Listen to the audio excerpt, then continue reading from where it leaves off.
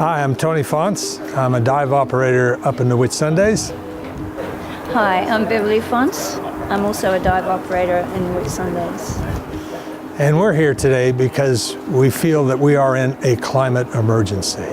My name's Lewis. I'm a data analyst, and I suppose, obviously grew up during the Millennium Drought, and then since then watched, situations both in Australia and abroad become increasingly dire and increasingly urgent. Watching that unfold, it's obviously quite concerning. We've been diving the reef for over 40 years, and it's been a real dream. But these past few years, that dream has become a nightmare, primarily because of the climate emergency. We're seeing the Great Barrier Reef dying. And so I think it's becoming increasingly clear to myself and scientists and regular Australians that we're in an extremely dire situation that we're entering into now. We're also concerned about the number of people whose jobs are dependent on the Great Barrier Reef. The reef employs thousands of people, and there are families out there who really need the reef to be in a healthy condition. As well, we're quite concerned about the marine life that you find on the reef.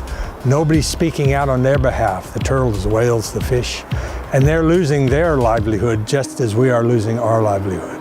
I've come here to try to take some action, to try to instill the kind of sense of urgency that, I believe this issue requires. And so, we have the science is becoming increasingly serious, and then also, we've got the personal stories of how people on the ground here in Australia are already being affected, and hope to call attention to some of those voices as well.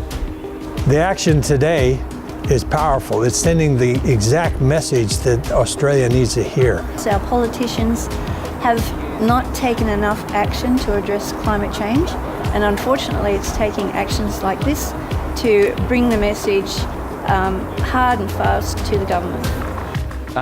Look, I'd be lying if I said I wasn't feeling a little bit nervous, but trying to keep a lid on that. I think everything's coming together. I feel very confident that we'll be able to do what we're trying to do, and I think what we're calling for today is for some leadership from our supposed leaders to declare that climate emergency and treat it with the seriousness that they owe, the citizens of Australia, the world, and future generations who are going to be just dealing with this mess.